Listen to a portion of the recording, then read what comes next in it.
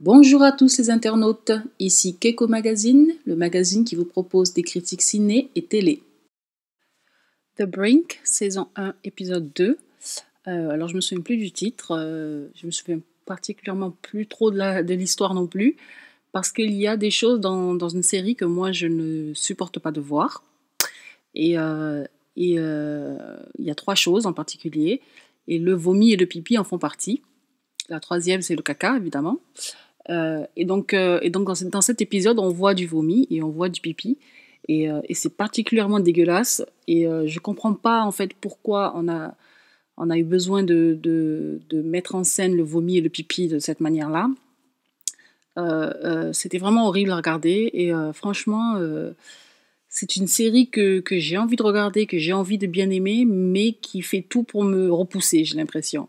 Alors The Brink, bon, je donne encore une chance. Enfin, je suis obligée de regarder maintenant toute la saison, vu que j'ai commencé, et que vous avez l'air d'aimer ça en fonction des vues sur les vidéos de The Brink. Mais franchement, moi, c'est une série que normalement, après cet épisode-là, si je faisais pas les critiques sur ma chaîne, c'est une série que j'aurais arrêté de regarder de suite, quoi. Voilà, le vomi, avec assis dans le vomi, assis sur son caca, le type qui fait pipi dans le truc avec la femme qui rentre dans les toilettes et qui met sa main dans le pipi, enfin, des trucs dégueulasses pour rien, qui n'apportent absolument rien à l'histoire, des trucs, voilà, et des trucs, en fait, je m'y attendais parce que Jack Black, c'est un petit peu son habitude de faire ça.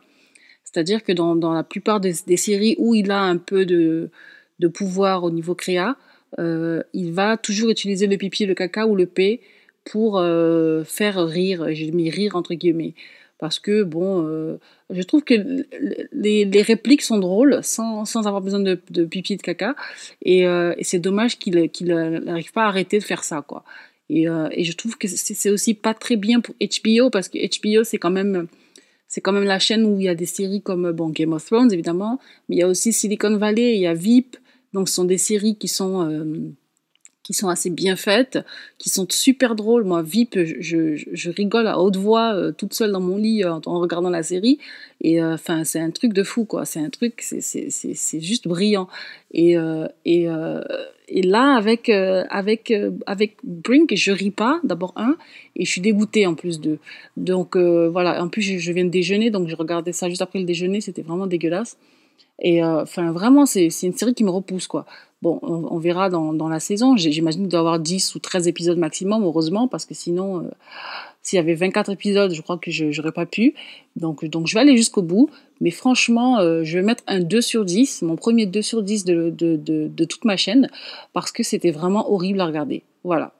Donc, The Brink, alors pour l'histoire, c'est donc Jack Black, le personnage de Jack Black qui se fait kidnapper et qui met en évidence sa connexion avec le politicien qu'on a suivi avec les prostituées. Et donc cette connexion intéresse les terroristes pakistanais. Donc voilà pour l'histoire. Bon, ben, de toute façon, vous avez vu l'épisode, hein, si vous regardez cette review, cette critique. Donc voilà. Donc je mets un 2 sur 10. Et puis on se retrouve la semaine prochaine pour un nouveau Brink. J'espère qu'il n'y aura pas de pipi, ni de caca, ni de vomi. Merci bien. Au revoir.